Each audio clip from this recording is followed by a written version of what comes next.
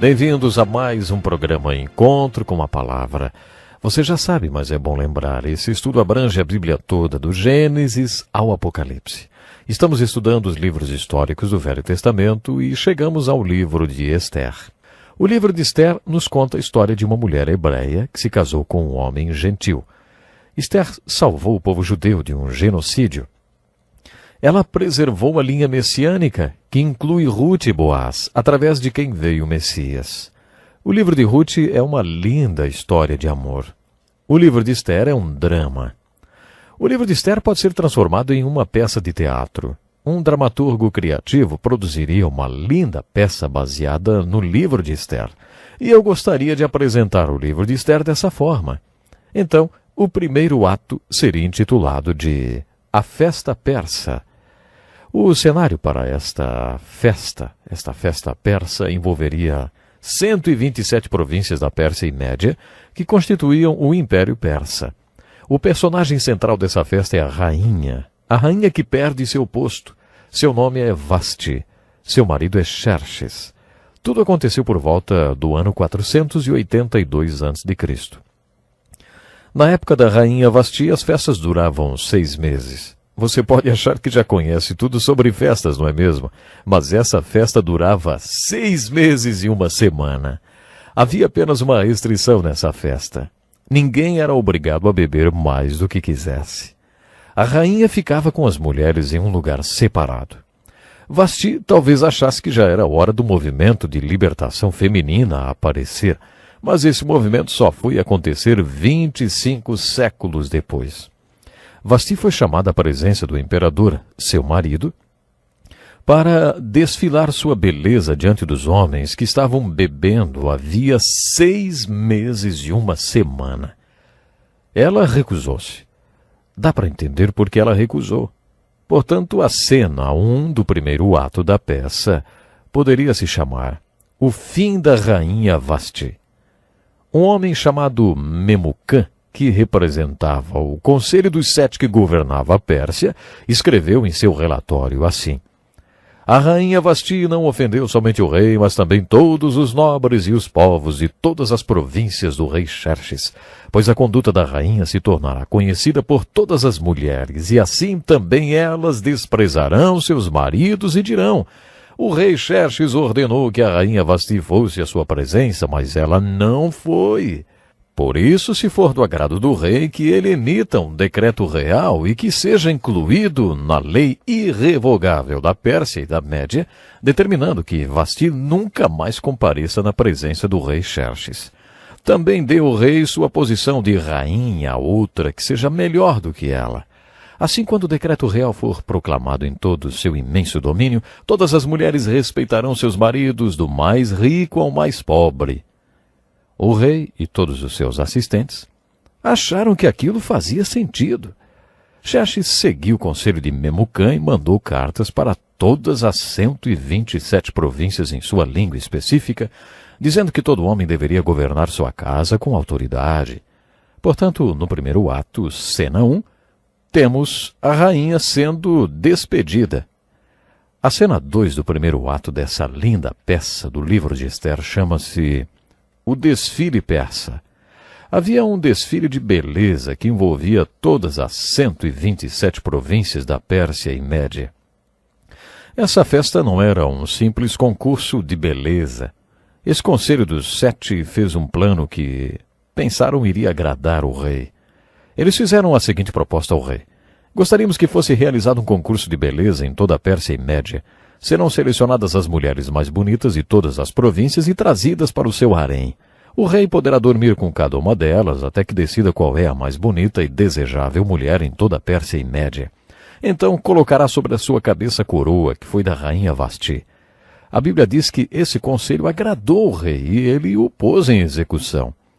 Então eles realizaram o concurso de beleza em todo o Império Persa, para o qual fizeram uma convocação muito cruel. Talvez você fique curioso para saber como esses reis da antiguidade conseguiam ter centenas de mulheres. Salomão teve 700 mulheres e 300 concubinas. Talvez algum marido pense, mal consigo me entender com uma. Como alguém podia ter 1000? O relacionamento que um antigo monarca tinha com suas mulheres não era igual ao relacionamento que um homem tem com sua mulher hoje. Um monarca da antiguidade tinha 2 haréns, que nós vamos chamar de harém A e harém B. Na maioria das vezes o rei estava tão bêbado que nem se lembrava com quem tinha estado. Do ponto de vista da monarquia, o propósito da vida daquela mulher era passar uma noite com o rei. Conforme conhecemos os outros personagens da nossa peça, encontraremos o personagem principal, chamado Mardoqueu. Mardoqueu era um judeu que tinha sido levado cativo quando os babilônicos destruíram Jerusalém. Ele estava exilado na Babilônia. Ele tinha uma linda prima chamada Ester, cujos pais foram mortos quando Jerusalém caiu. Mardoqueu criou essa moça como se fosse a sua filha, apesar de ser sua prima. A prima de Mardoqueu era muito bonita. De acordo com o costume judeu, o parente sobrevivente mais velho tornava-se o chefe da casa. Por isso a prima de Mardoqueu fazia tudo o que ele a mandava fazer. Mardoqueu ficou totalmente desconsolado quando Ester foi convocada para esse concurso de beleza e levada para o harém A. Lemos que Mardoqueu ia todos os dias ao harém para perguntar sobre Ester. Eu tenho certeza que ele ficou muito apreensivo. Mardoqueu tinha instruído Ester que não dissesse a ninguém que era judia. Ester obedeceu Mardoqueu. Veremos que esse silêncio foi uma manifestação do cuidado de Deus na vida de Ester. Há mais um silêncio providencial no desdobrar desse lindo drama. Um dia, quando Mardoqueu estava exercendo suas obrigações na chancelaria onde ele trabalhava, ouviu 2 homens tramando assassinar o imperador. Mardoqueu contou aos seus superiores o plano de assassinato. A vida do imperador foi salva, e 2 conspiradores foram enforcados. A boa ação de Mardoqueu foi escrita nos registros históricos na presença do rei. No entanto, esse acontecimento não foi mais mencionado ao rei, provavelmente porque tratava-se de um judeu que não recebeu nenhuma recompensa por isso. Veremos que esse silêncio também foi muito importante para a vida de Ester. Chegou o dia em que Ester foi chamada para passar a noite com Xerxes. O homem mais poderoso do mundo gostou de Ester mais do que de todas as outras concorrentes daquele concurso de beleza. Xerxes colocou a coroa da Pérsia e Média sobre a cabeça de Ester, a judia. Deus tinha colocado uma jovem judia no trono do império da Pérsia e Média. Primeiro ato, cena 3. A limpeza persa. Agora conheceremos o vilão da nossa peça. O primeiro-ministro da Pérsia e Média era um homem muito mau, chamado Amã. Conforme Amã passava pelas ruas da cidade, exigia que todos se reverenciassem diante dele. Todo mundo fazia isso. Todo mundo menos o primeiro-ministro de Deus. O nosso amigo Mardoqueu. Mardoqueu era um judeu muito religioso e as escrituras dos judeus ordenavam: não te prostrarás diante deles, nem lhes prestarás culto, porque eu, Senhor teu Deus, sou Deus zeloso. Por isso Mardoqueu não se prostrava diante de Amã. Mardoqueu estava disposto a pagar pelas consequências de sua obediência às escrituras com a própria vida. Mas tenho certeza que quando Mardoqueu recusou-se a reverenciar Amã, não imaginava o que estava por vir.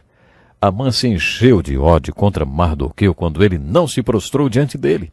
Amã ficou com muita raiva e enviou soldados a Mardoqueu exigindo uma explicação. Quando os soldados retornaram, disseram: é a religião dele, ele é judeu. Naquela noite Amã embebedou o rei. Depois persuadiu o rei a fazer uma lei que vigorasse em todo o império, que não pudesse ser revogada. Essa lei dizia que no dia 21 de fevereiro do ano seguinte, todo judeu na face da terra seria assassinado. Amã não queria matar só Mardoqueu. Ele queria matar todos os judeus da face da terra. Para determinar o dia do genocídio, Amã e o rei jogaram os dados. Os dados disseram que o dia 28 de fevereiro seria o último dia de vida de todos os judeus da face da terra. No idioma persa, para dizer lançar a sorte ou jogar os dados, disse Pur. A festa do Purim, que até hoje é celebrada pelos judeus, comemora o fracasso do plano de Amã de massacrar os judeus. Quando Mardoqueu ficou sabendo disso, rasgou suas roupas e colocou pano de saco, jogou cinza sobre seu corpo e foi para fora da cidade lamentar e chorar um choro amargo.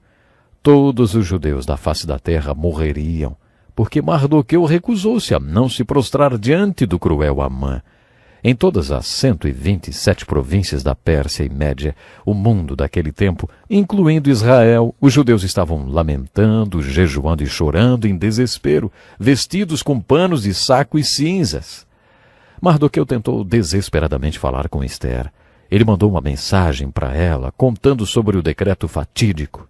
Mardoqueu pediu que Ester intercedesse junto ao rei em nome de todos os judeus do Império Persa. Ester mandou a seguinte resposta: Mardoqueu, quando nos apresentamos ao rei, ele tem nas mãos um cetro de ouro. Se ele estender o cetro, fica tudo bem, mas se apresentar-se ao rei sem ser convidado, e ele realmente não estender o seu cetro, então isso é muito perigoso, Mardoqueu. Se ele não estender o cetro para mim, eu posso morrer. Faz meses que Xerxes não me chama. Mardoqueu então escreveu uma bela resposta para Ester.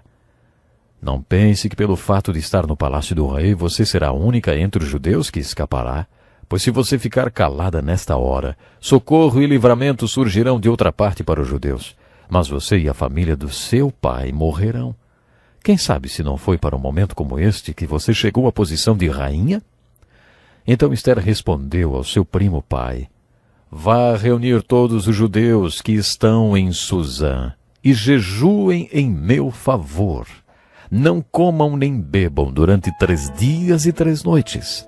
Eu e minhas criadas jejuaremos como vocês.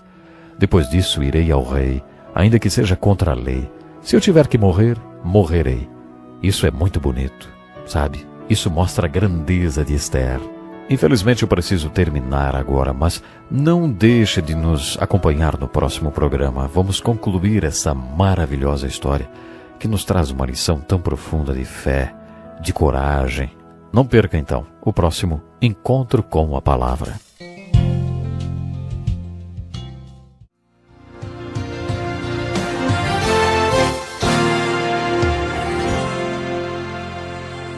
Muito bem-vindo para mais um estudo do livro de Ester. Este é o programa Encontro com a Palavra. Abra sua Bíblia no livro de Ester para continuarmos a leitura de uma empolgante história. Em nosso último estudo, o primo de Ester, que era como se fosse seu pai adotivo, tinha pedido para ela apresentar-se diante de Xerxes, o rei da Pérsia, para pedir pela vida do povo judeu, porque havia sido decretado o genocídio dos judeus em todo o mundo. Ester mostrou ter muita coragem quando respondeu a esse desafio, dizendo: Se eu tiver que morrer, morrerei. Quando Ester entrou na presença do rei Xerxes, ele não só estendeu-lhe o cetro, como também o deu para ela. Ele prometeu a Ester que concederia qualquer pedido que ela fizesse, mesmo que fosse metade do reino. Há alguns anos, depois de dar um estudo sobre o livro de Ester, um homem me perguntou se alguém já tinha pintado um quadro dela. Para ter mexido tanto com o monarca mais poderoso do mundo, ela devia ser uma mulher muito bonita mesmo. Quando o imperador estendeu o cetro e perguntou: Que há, rainha Ester? Qual é o seu pedido? Ela disse: Se for do agrado do rei, venha com Amã a um banquete que lhe preparei. Então responderei à pergunta do rei. Ester era muito sábia. Sabia a hora certa e o lugar certo para fazer as coisas. Xerxes certamente amava muito Ester. Ele logo disse: Tragam Amã imediatamente para que ele atenda o pedido de Ester. Amã ficou encantado com o convite. Ele foi para casa e se exibiu para os seus amigos. Sou o único que a rainha Ester convidou para acompanhar o rei ao banquete que ela lhe ofereceu. Ester preparou tudo para o banquete e foi um sucesso. Então ela preparou outro banquete. Quando estava indo para o banquete, Amã passou por Mardoqueu e esse não se prostrou diante dele. Amã ficou furioso e disse aos seus amigos e família: Tudo isso não me dará satisfação enquanto eu vir aquele judeu Mardoqueu sentado junto à porta do palácio real. Para fazer passar a raiva de Amã, Sua mulher sugeriu: mande fazer uma forca de mais de 20 metros de altura e, logo pela manhã, peça ao rei que Mardoqueu seja enforcado nela. Assim você poderá acompanhar o rei ao jantar e alegrar-se. Então Amã aliviou sua raiva durante a noite, ocupando-se com a forca. Nesse ponto da história, a providência de Deus torna-se o tema do livro de Ester. Naquela noite o rei não conseguia dormir, então pediu que alguém lesse as crônicas do reino para ele, para ver se pegava no sono.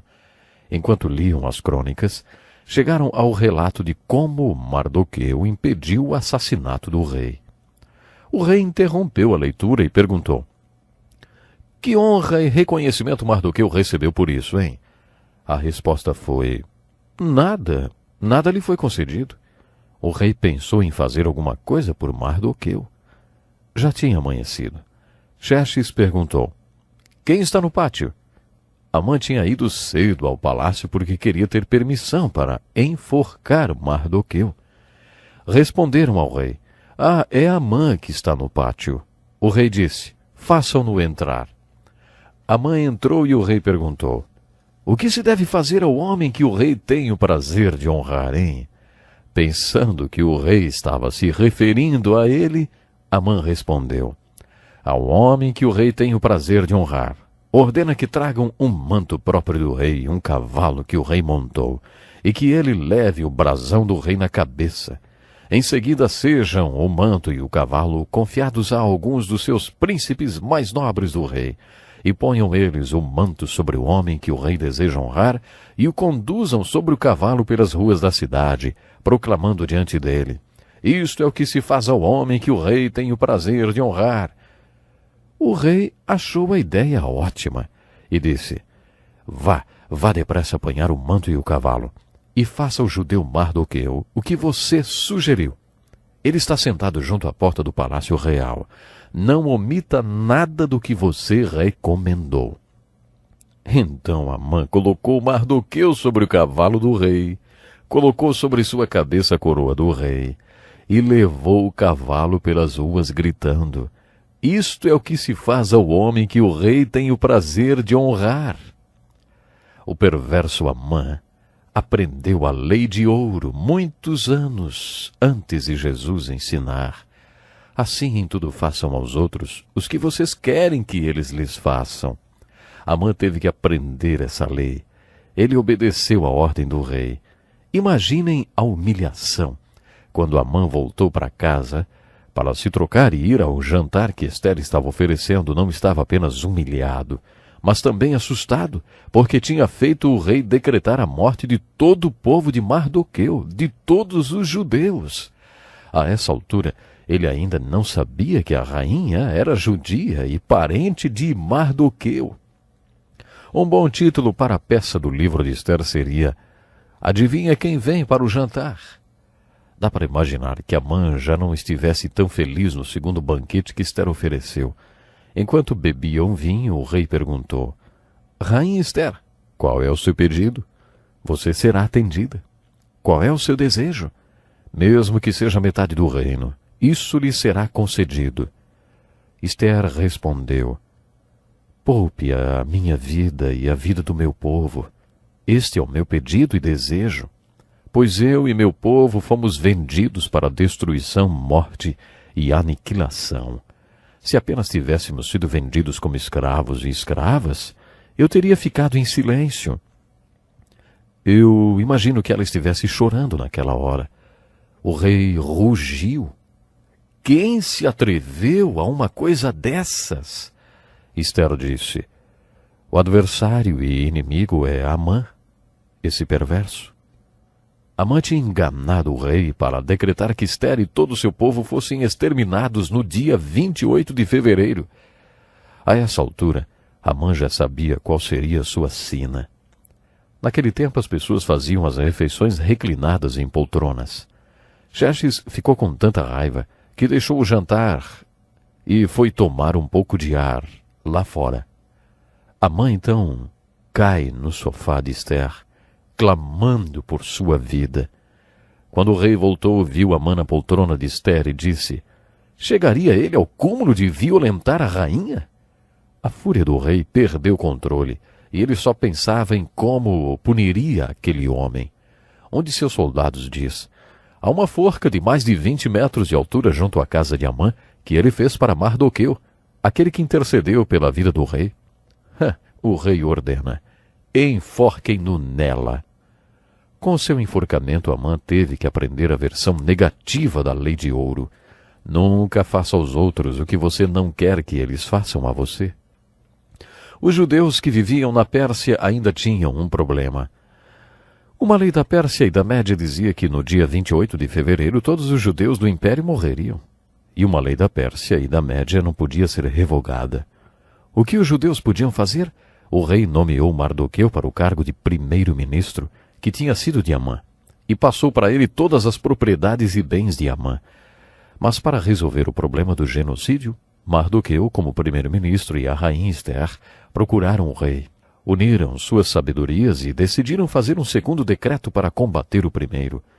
Ao invés de declarar que todos os judeus em todas as províncias da Pérsia e Média deveriam ser mortos no dia 28 de fevereiro, eles decretaram que o dia 28 de fevereiro era o dia de matar todos os inimigos dos judeus. Agora eles tinham que comunicar o novo decreto para as 127 províncias da Pérsia e Média. Eles tinham 6 meses para fazer isso. Eles não podiam contar com aviões, televisão ou rádio para fazer isso. Eles só tinham cavalos e camelos. Sabe o que aconteceu? Eles conseguiram. Eles conseguiram anunciar o segundo decreto a tempo de salvar os judeus. Em 6 meses atingiram todo o mundo com as boas novas, o decreto de vida para todos os judeus que estavam sob um decreto de morte. Esse decreto de vida salvou todos os judeus do mundo. Qual é a aplicação devocional do lindo livro de Ester, hein? A primeira aplicação é: há 2000 anos, Jesus Cristo declarou mais ou menos assim: o mundo inteiro está sob um decreto de morte, mas através de vocês eu decreto vida. Anunciem esse decreto de vida para todo mundo que está sob um decreto de morte, e eles serão salvos da eterna morte espiritual. Jesus deixou para nós essa missão há 2000 anos. Depois de 2000 anos, nós ainda não conseguimos fazer isso. Ainda há milhões de pessoas sob um decreto de morte espiritual, que nunca ouviram sobre o decreto de vida. O decreto que pode dar vida eterna a eles. Vou fazer uma pergunta muito séria. Como em 6 meses foi possível anunciar para todo mundo o segundo decreto, hein? Será que era porque os mensageiros que levaram o segundo decreto acreditavam que os 2 decretos eram verdadeiros? Eles acreditavam que o primeiro decreto persa era um decreto de morte? Acreditavam que todos os judeus morreriam? Aqueles mensageiros acreditavam que tinham nas mãos um decreto de vida para todos os judeus condenados. Eles realmente acreditavam nisso. Por isso levaram o decreto de vida para todo mundo em 6 meses. Por que nós ainda não levamos o decreto de vida, o Evangelho de Jesus, para o mundo inteiro? Será que é porque não acreditamos nos 2 decretos? Será que não cremos que todo mundo está sob um decreto de morte? Ou porque não cremos na validade do segundo decreto? Será que não cremos que temos nas mãos um decreto de vida? Há muitos anos, quando a pena de morte era aplicada com mais frequência, pediram a um jovem pastor para orar com um jovem que seria eletrocutado. O pastor compartilhou o evangelho com o condenado. Aquele jovem perguntou ao pastor: Pastor, o senhor realmente acredita nisso? O pastor respondeu: Acredito, claro que sim. O jovem perguntou: Por que ninguém nunca tinha me falado nada sobre o evangelho, sobre a vida eterna? Pastor, se eu acreditasse nisso, iria por todo o país, mesmo que fosse a pé, para falar para todo mundo que o Senhor acabou de me falar. Se for mesmo verdade tudo que o Senhor me falou, ora, por que não me falaram antes? Você e eu temos que fazer um propósito. Se acreditamos no Evangelho, precisamos levar aos outros essa mensagem de vida. Outra aplicação do livro de Ester seria a lei de ouro ao contrário. A vida e a morte de Amã são uma ilustração negativa da lei de ouro. Essa lei de ouro negativa é encontrada em outras religiões. Não faça para os outros nada que você não quer que façam para você. Precisamos nos preocupar em fazer o bem às outras pessoas se queremos receber o bem. Não esqueça de se colocar à disposição de Deus para fazer o bem e, principalmente, para contar a história de vida, a história de libertação que recebemos através de Jesus. Até o nosso próximo programa.